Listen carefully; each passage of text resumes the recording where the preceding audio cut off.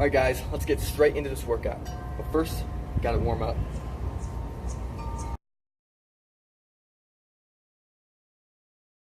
Alright, so before we get started with the real workout, it's always a good idea to warm up. By warming up, you get yourself in the right mindset for the entire workout and also help lower your chances of getting injured. So even though a lot of people often overlook warming up, that is a mistake that can have some bad consequences.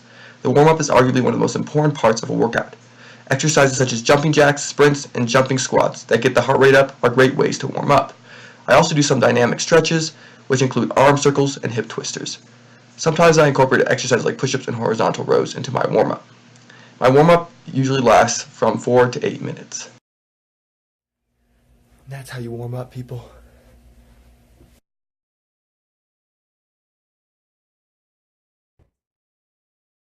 Alright, so first off, we're going to start with the pull-ups. Now, I'm assuming that most of you guys know what pull-ups are, so I'm not going to tell you how to do them. Try to make sure that at the top you pause and then slowly lower yourself down. So you really want to focus on the eccentric portion of the movement to put the muscle under more tension. If you can, for this exercise, try to do 8 to 12 repetitions per set. Now, if you are unable to do 8 to 12 repetitions of normal pull-ups, then I would suggest that you try doing assisted pull-ups, where you drop to the ground after every repetition, as is being demonstrated. For this easier variation, you definitely want to put more emphasis on the lowering portion, or eccentric part of the movement.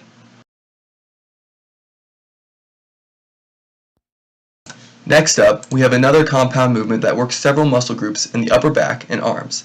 As you can see, I'm using a bunk bed to complete this exercise, but it is best to use some sort of bar. If you don't have access to a bar, then you can even try laying on the ground and using a desk or table.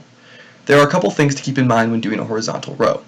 First off, try to make sure that your elbows do not flare out. Rather, keep them tucked into your sides. Secondly, be sure to drive both your hips and upper body forward while keeping your legs fixed. Finally, be sure to focus on flexing the upper back at the top. Do 8 to 12 repetitions of this exercise.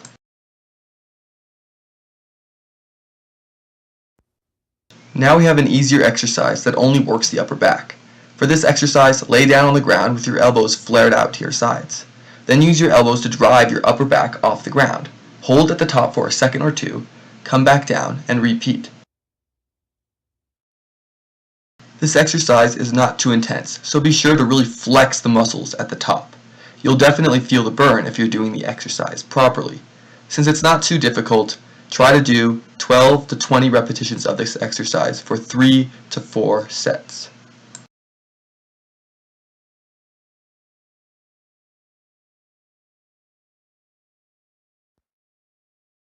I'm not really sure what the name of this exercise is, but I call it the Dynamic Superman.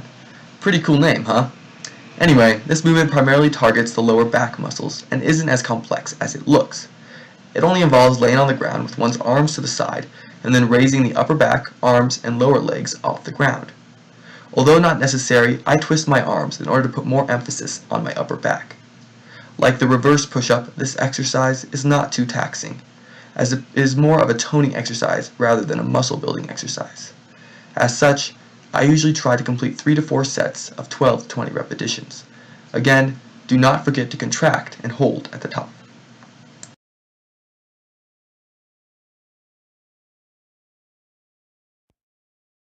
Alright, the final exercise is another compound movement known as the single arm row. Now for this movement, you're going to need some sort of weight to hold. If you have a dumbbell that fits your strength level, then I would suggest using that for this exercise. Otherwise, simply use a backpack and fill it with some sort of weight, such as books, dumbbells, etc., as I did in this video. You're also going to need 1 or 2 chairs for the movement. I personally prefer having 2 chairs. Place one of your knees on the chair and place your free hand towards the edge of the other chair. Place your other leg on the ground behind you. Then, lift the weight and try not to flare your elbow out. This exercise should work your biceps and upper back. Again, be sure to contract at the top and don't lock out at the bottom in order to keep the tension on the muscles. Once you've done 8 to 12 repetitions on one side, complete 8 to 12 repetitions with the other hand. You should definitely feel the burn with this exercise. At this point in the workout, you're probably already fatigued, so you're going to have to muster up your last ounces of strength. If you are really struggling and starting to have bad form, then I would suggest that you either take a break or you just finish with the workout. Final thing that I forgot to mention, Try to maintain a straight back when doing this exercise. Well, that is all for the workout, guys. I hope you guys enjoyed this video. Like I said, I know these exercises, they're pretty basic, pretty simple. If you want to make them more difficult, I would suggest maybe adding some weight with a backpack. Also, focus on the eccentric portion of the movement is always a good way to make every exercise a little bit more difficult. And then finally, always make sure that at the top of every movement that you sort of hold it for 1 or 2 seconds at least. That way you'll be putting more tension on the muscles overall. So that's it, guys. If you guys enjoyed this video, please give it a thumbs up, subscribe below, and comment what kind of content you might want to see me upload in the future. Thanks for watching, guys.